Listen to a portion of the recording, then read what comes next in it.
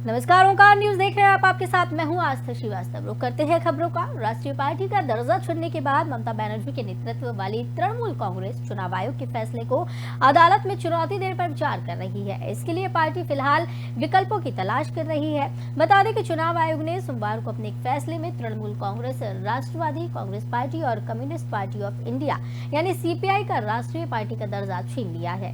वहीं चुनाव आयोग के इस फैसले पर टीएमसी ने अभी तक कोई आधिकारिक प्रतिक्रिया नहीं दी, लेकिन पार्टी नेताओं का कहना है कि टीएमसी इस फैसले को कानूनी तौर पर चुनौती देने का विकल्प तलाश रही है। वहीं टीएमसी के राष्ट्रीय पार्टी का दर्जा छीनने पर बीजेपी ने भी तंज कस दिया है। पश्चिम बंगाल बीजेपी के अध्यक्ष सुकांता मजूमदार ने ट्वीट करते हुए लिखा कि टीएमसी का राष्ट्रीय पार्टी का दर्जा छिन गया है और अब वो एक क्षेत्रीय पार्टी बन गई है। दीदी की टीएमसी को बड़ा बनाने की कोशिशें पूरी नहीं हो पा रही हैं, तो टीएमसी सबसे भ्रष्ट, तुष्टीकरण करने वाली और आतंक फैलाने वाली सरकार बन गई है। तो आपको बता दें कि राष्ट्रीय पार्टी का दर्जा छिन गया है और इसकी सरकार भी गिरनी तय सुकांता मजूमदार ने बताई है, क्योंकि पश्चिम बंगाल के लोग इस सरकार को लंबे समय तक बर्दाश्त नहीं कर पाएंगे। तो आपको बताते चले, टीएमसी का राष्ट्रीय पार्टी का दर्जा छिन चुका है और इसको लेकर बीजेपी ने भी निशाना साधा है। बताया जा रहा है कि टीएमसी लगातार कोशिश कर रही थी राष्ट्रीय पार्टी का दर्जा के लिए, लेकिन और उसे मिला भी, लेकिन आखिरकार अब जो है दर्जा छीन लिया गया है। एनसीपी, टीएमसी और सीपीआई का राष्ट्रीय पार्टी का दर्जा खत्म हुआ है। इससे पहले आपको बता दें 2019 में भी एनसीपी, टीएमसी और सीपीआई का राष्ट्रीय पार्टी का दर्जा खत्म हुआ था।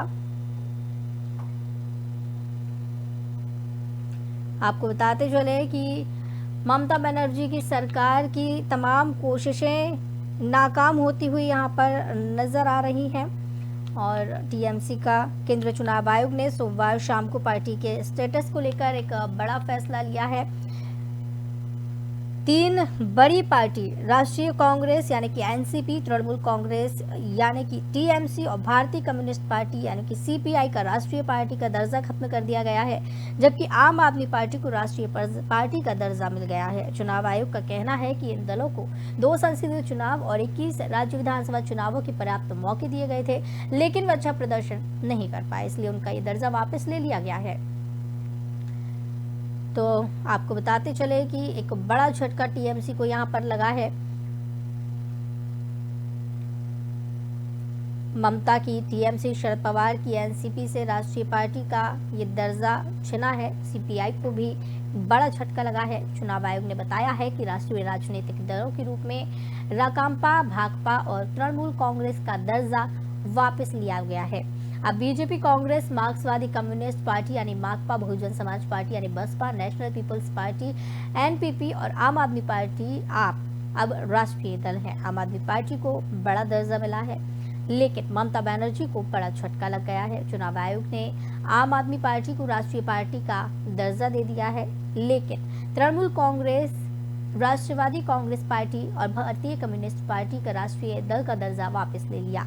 आयोग ने उत्तर प्रदेश में रालोद, आंध्र प्रदेश में बीआरएस, मणिपुर में पीडीए, पुडुचेरी में पीएमके, पश्चिम बंगाल में आरएसपी, मिजोरम में एमपीसी को दिया गया राज्य स्तर की पार्टी का दर्जा भी समाप्त कर दिया है। चुनाव आयोग ने बताया कि राष्ट्रीय राजनीतिक दलों के रूप में राकांपा, भाकपा और तृणमूल कांग्रेस का दर्जा वापस लिया जाता है।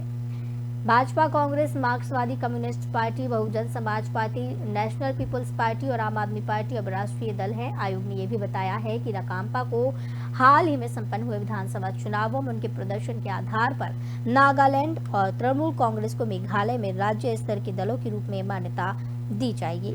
पश्चिम बंगाल की बीजेपी अध्यक्ष सुकांता मजूमदार ने कहा है कि टीएमसी, सीपीआई और एनसीपी, इन 3 दलों में सीपीआई राष्ट्रीय पार्टी थी, टीएमसी और एनसीपी क्षेत्रीय पार्टियां थी। बीच में उन्होंने राष्ट्रीय पार्टी बनने की कोशिश की। खासकर टीएमसी अपने कोयला तस्करी के पैसे से गोवा, असम और मेघालय में गई, लेकिन उन्हें मुंह की खानी पड़ी। इस खबर की ज्यादा जानकारी के लिए, ज्यादा चर्चा के लिए हमारे साथ वरिष्ठ पत्रकार जो है ललन प्रसाद जी जुड़े हुए। ललन जी, बहुत बहुत स्वागत है आपका ओंकार न्यूज में। ललन जी, एक बड़ा झटका टीएमसी को लग गया है। टीएमसी, एनसीपी, सीपीआई तीनों का ही जो है राष्ट्रीय पार्टी का दर्जा खत्म कर दिया गया है, लेकिन वहीं आम आदमी पार्टी जश्न मना रही है राष्ट्रीय पार्टी बनने का।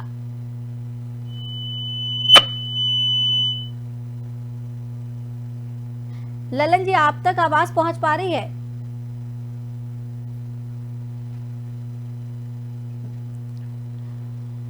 तो तकनीकी कमी की वजह से, समस्या की वजह से हमारा संपर्क टूटा है ललन जी से। हम फिर से कोशिश करेंगे उनसे संपर्क करने का।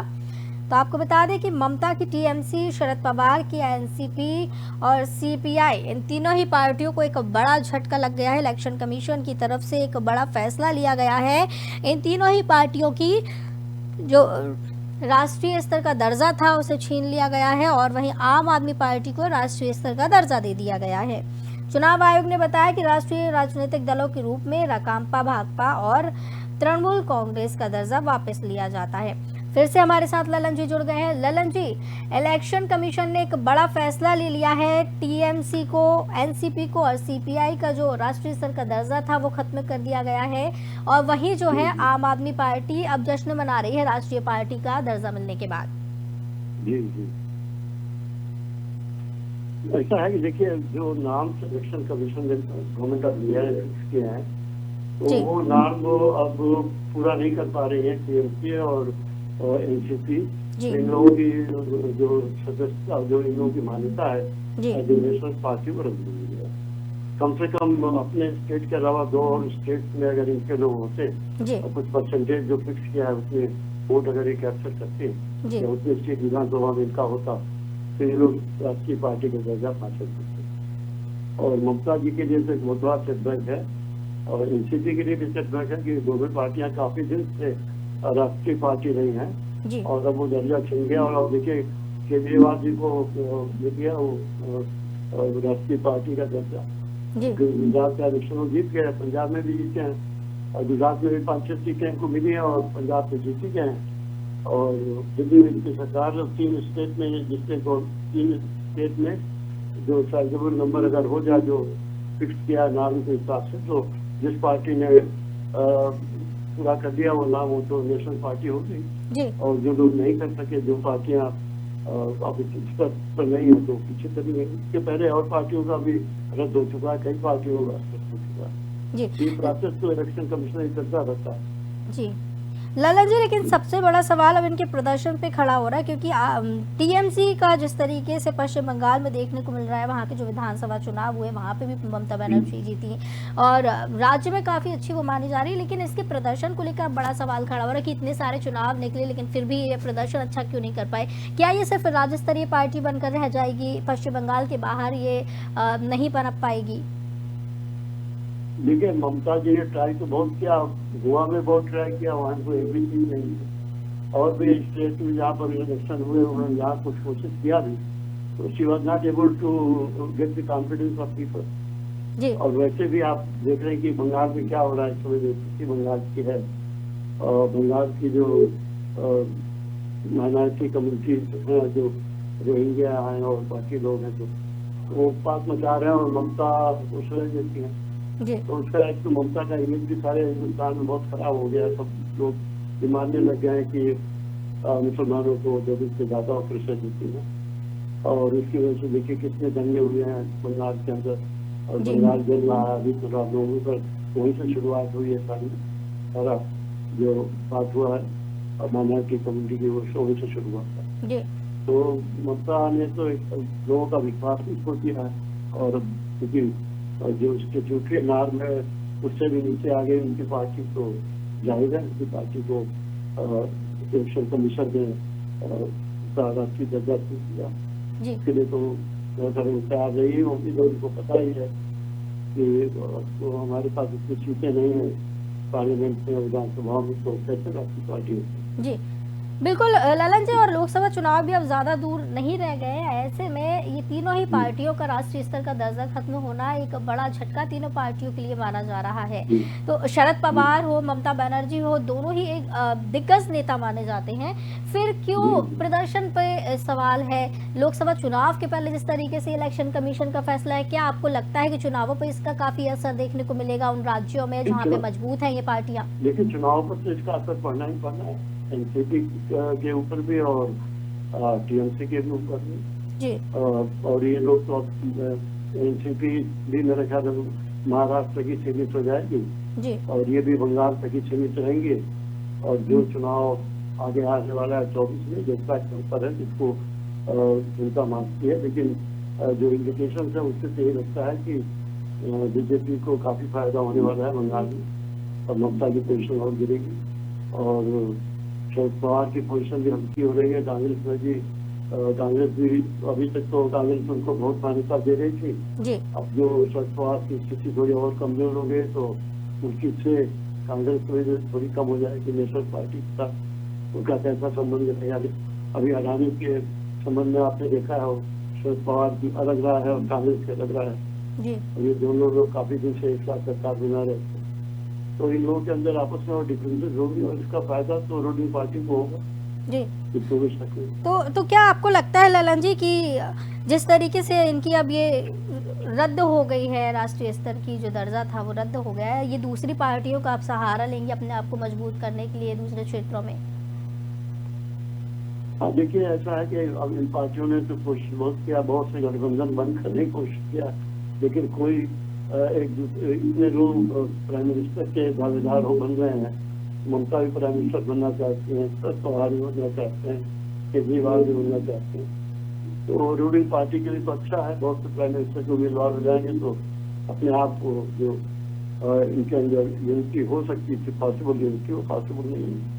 और मुझे नहीं लगता कि राहुल गांधी किसी के आगे झुकेंगे। जी, वो तो खुद ही प्राइम मिनिस्टर बनना चाहते हैं, इसलिए किसी और को मौका देंगे नहीं। जी। तो ये गठबंधन की बात भी चल रही थी, वो कोई सफल होने वाली ललन नहीं जी, है, अब ऐसा लगता था मुझे। इन सभी पार्टियों के भविष्य पर भी अब सवाल खड़ा हो रहा है कि आगे चल के अगर ये अच्छा प्रदर्शन नहीं कर पाती हैं लोकसभा चुनाव में, तब इनका क्या होगा? कि क्या जिस तरीके से अभी जिन क्षेत्रों में ये मजबूत है वहाँ भी ये कमज़ोर हो जाएंगी, या फिर और मजबूती से दूसरी पार्टियों का सहारा लेके करेंगी? क्या इनके भविष्य अब देखिए, रहने वाले हैं?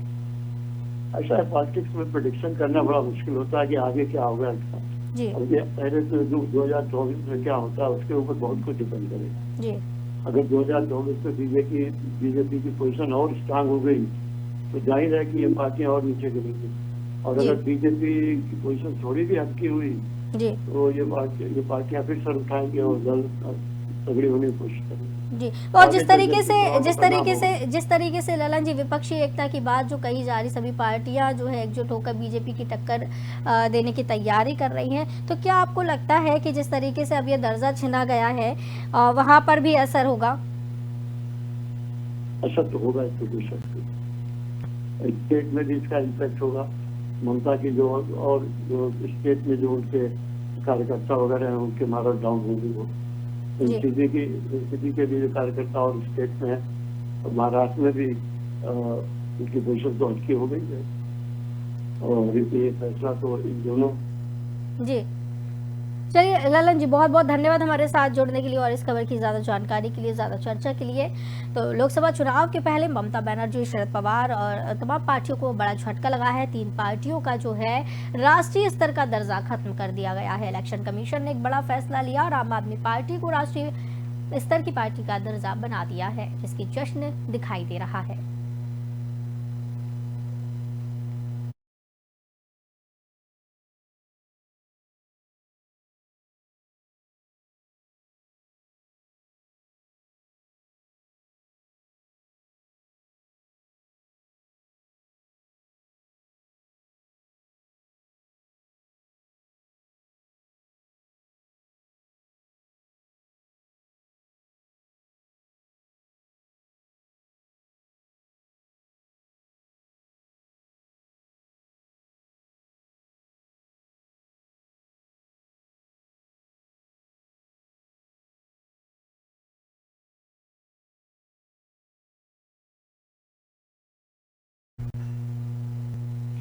लोकसभा चुनाव से पहले हो रहे निकाय चुनाव में समाजवादी पार्टी आरक्षण का दांव चलेगी। वो भाजपा पर आरक्षण की अनदेखी का आरोप लगाते हुए टिकट बंटवारे में सियासी समीकरण साधेगी।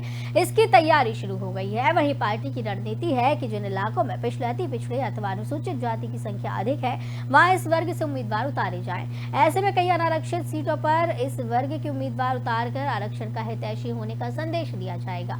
वहीं समाजवादी पार्टी ने निकाय चुनाव में आरक्षण की अनदेखी का आरोप लगाया है। पार्टी की टीम ने शासन से जारी सीटों पर आरक्षण का अध्ययन किया। इसमें बताया गया कि बरेली में जहां अनुसूचित जाति को 6% आरक्षण दिया गया है, वहीं जौनपुर, मैनपुरी, रायबरेली में सिर्फ 11% है। वहीं आपत्ति के बाद भी आरक्षण की व्यवस्था में बदलाव नहीं किया गया है। ऐसे में पार्टी की रणनीति है कि इस मुद्दे को निरंतर गरमाया जाए। लोगों को बताया जाएगा कि बीजेपी सरकार जानबूझकर संविधान में किए गए प्रावधानों को खत्म कर रही है। इसके लिए तमाम अनारक्षित सीटों पर पार्टी आरक्षित वर्ग के उम्मीदवार उतारने की तैयारी में है। तो बता दें, निकाय चुनाव से पहले सपा का मास्टर प्लान तैयार किया जा रहा है। सपा तैयार कर रही है सियासी गणित। सपा आरक्षण का दांव चल सकती है और साथ ही साथ बीजेपी पर भी कई आरोप लगा सकती है, अनदेखी करने के आरोप लगा सकती है। अनारक्षित सीट पर सपा उम्मीदवार उतारेगी। सपा जिस तरीके से निकाय चुनाव की अब तैयारी कर रही है, देखना होगा कि क्या रणनीति सपा अपनाती है। और सभी पार्टियां निकाय चुनाव के ऐलान होने के बाद से ही एक्टिव मोड पर नजर आ रही हैं। निकाय चुनाव से पहले सपा मास्टर प्लान अपना तैयार करने में जुटी हुई है। तो वहीं आपको बताते चले कि अनारक्षित सीट पर भी सपा उम्मीदवार उतारेगी। कहा जा रहा है कि कई अनारक्षित सीटों पर सपा के उम्मीदवार तय किए जा रहे हैं। लोकसभा चुनाव से पहले ये निकाय चुनाव हो रहे हैं। निकाय चुनाव को लेकर काफी पेंच फंसा हुआ नजर आ रहा था, लेकिन आखिरकार बीते दिन जो है ऐलान किया गया है। प्रेस कॉन्फ्रेंस करके चुनाव आयोग की तरफ से निकाय चुनाव का घोषणा कर दी गई है। पार्टी आरक्षण का दांव अब समाजवादी पार्टी चल सकती है। बीजेपी पर आरक्षण की अनदेखी का आरोप लगाते हुए टिकट बंटवारे में सियासी समीकरण सपा साध सकती है। इसकी तैयारियां शुरू हुई हैं। वहीं पार्टी की रणनीति अब ये है कि जिन इलाके में पिछले, अति पिछड़े अथवा अनुसूचित जाति की संख्या अधिक है, वहां इस वर्ग से उम्मीदवार उतारे जाएं। ऐसे में कई अनारक्षित सीटों पर इस वर्ग के उम्मीदवार उतारकर आरक्षण का हितैषी होने का संदेश दिया जाएगा। तो वहीं समाजवादी पार्टी ने निकाय चुनाव में आरक्षण की अनदेखी का आरोप लगाया है। पार्टी की टीम ने शासन से जारी सीटों पर आरक्षण का अध्ययन किया है। इसमें बताया गया है कि बरेली में जहां अनुसूचित जाति को 6% आरक्षण दिया गया, तो वहीं जौनपुर, मैनपुरी, रायबरेली में सिर्फ 11% है। वहीं आपत्ति के बाद भी आरक्षण की व्यवस्था में बदलाव नहीं किया गया। ऐसे में पार्टी की रणनीति है कि इस मुद्दे को निरंतर गरमाया जाएगा। लोगों को बताया जाएगा कि बीजेपी सरकार जानबूझकर संविधान में किए गए प्रावधानों को खत्म कर रही है। इसके लिए तमाम अनारक्षित सीटों पर पार्टी आरक्षित वर्ग के उम्मीदवार उतारने की तैयारी में है।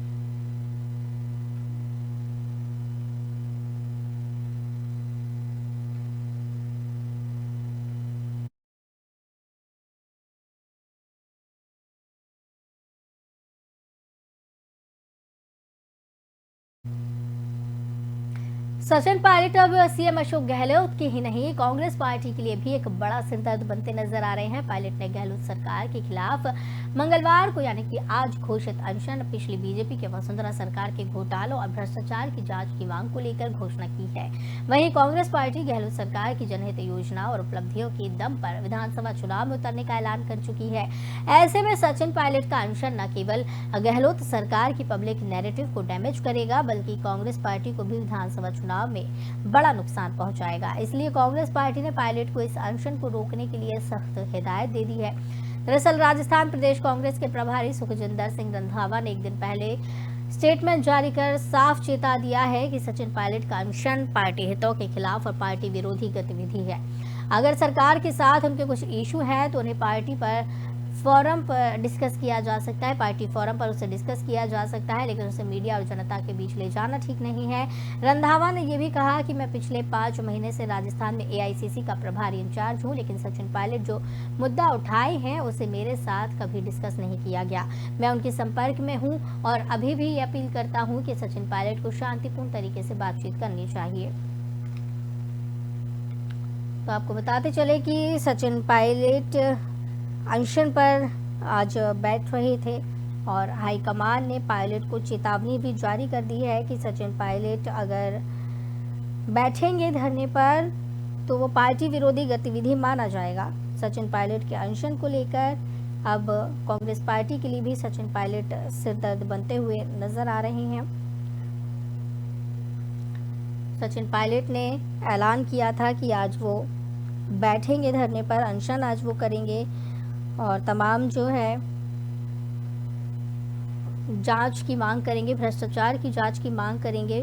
वहीं आपको बताते चले कि हाईकमान पायलट पर कार्रवाई कर सकता है, बताया जा रहा है। विधानसभा चुनाव से पहले राजस्थान की राजनीति बेहद अहम मोड़ से गुजर रही है। 2018 के विधानसभा चुनाव के बाद से ही नाराज चल रहे कांग्रेस नेता सचिन पायलट का सब्र अब टूट गया है। पायलट जयपुर के शहीद स्मारक पर अनशन पर बैठ चुके हैं। हालांकि अनशन से पहले कांग्रेस ने इस पर कड़ा रुख अख्तियार किया है। राजस्थान के प्रभारी सुखजिंदर सिंह रंधावा ने इसे पार्टी विरोधी कदम बताया है। सचिन पायलट के अनशन के बीच में मुख्यमंत्री अशोक गहलोत ने बुधवार को कैबिनेट बैठक बुला ली है। माना जा रहा है कि इसमें कुछ अहम फैसले किए जा सकते हैं।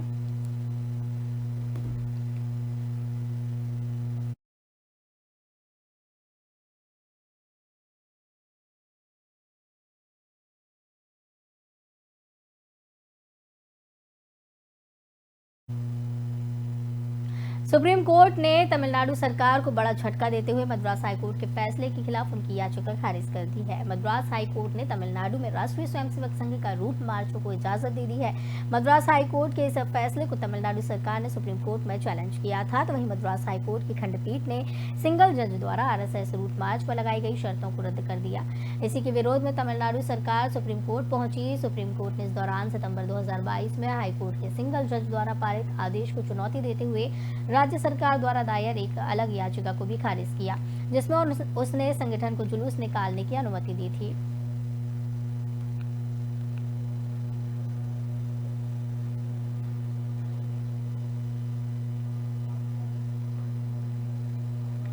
तो आपको बताते चले, तमिलनाडु सरकार ने सुप्रीम कोर्ट में चैलेंज किया था मद्रास हाई कोर्ट के फैसले को, लेकिन सुप्रीम कोर्ट ने भी तमिलनाडु सरकार को एक बड़ा झटका दे दिया है। मद्रास हाईकोर्ट के फैसले को सरकार ने बरकरार रखा है और आरएसएस के मार्च के खिलाफ जो याचिका दायर की थी उसे रद्द कर दिया है।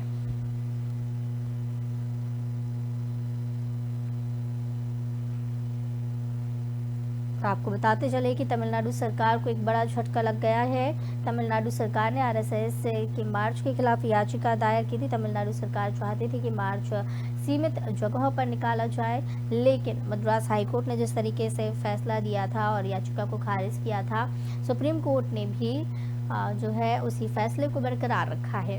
तमिलनाडु सरकार ने सुप्रीम कोर्ट में चैलेंज किया था मद्रास हाईकोर्ट के फैसले को।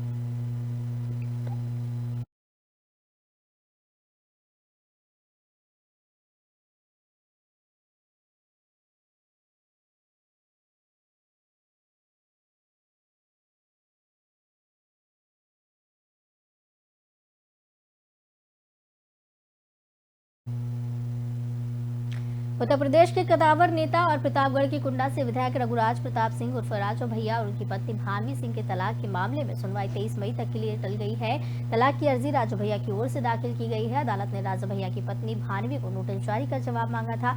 वहीं साकेत कोर्ट स्थित फैमिली कोर्ट जज सोनाली गुप्ता सोमवार को छुट्टी पर थी, इसलिए मामले की सुनवाई स्थगित की गई। वहीं लिंक मजिस्ट्रेट के सामने भानवी के अधिवक्ता ने जवाब दाखिल करने के लिए समय मांगा है। राजा भैया ने तलाक याचिका में आरोप लगाया है कि भानवी सिंह ने ससुराल छोड़ दिया है और वापस आने से इनकार कर दिया। उसने ये भी आरोप लगाया कि उसने परिवार के सदस्यों के खिलाफ झूठे आरोप लगाए जो क्रूरता के बराबर है। वहीं रघुराज प्रताप सिंह ने पत्नी से तलाक के लिए याचिका दायर की है। याचिका 2022 में दायर की गई थी। उसने क्रूरता और परित्याग के आधार पर तलाक मांगा है। रघुराज प्रताप सिंह उर्फ राजा भैया की शादी को 28 साल हो गए हैं। करीब 1 महीने पहले राजा भैया की पत्नी भानवी ने जोरबाग थाने में एफआईआर दर्ज करवाई थी। तब उन्होंने एमएलसी अक्षय प्रताप सिंह के ऊपर गंभीर आरोप लगाए थे। बता दें, राजा भैया की पत्नी ने एमएलसी अक्षय प्रताप सिंह उर्फ गोपाल के खिलाफ ईओडब्ल्यू में वित्तीय अनियमितता को लेकर केस दर्ज करवाया था। कुंडा विधायक राजा भैया की पत्नी और एमएलसी अक्षय प्रताप सिंह एक कंपनी साथ में मिलकर चला रहे थे। वहीं भानवी का आरोप है कि अक्षय प्रताप ने उनके फर्जी हस्ताक्षर कर उनकी कंपनी के ज्यादातर शेयर हथिया लिए, जिसमें कर्मचारियों पर गड़बड़ी और भ्रष्टाचार का आरोप लगाया था। अक्षय प्रताप सिंह राजा भैया के राइट हैंड माने जाते हैं।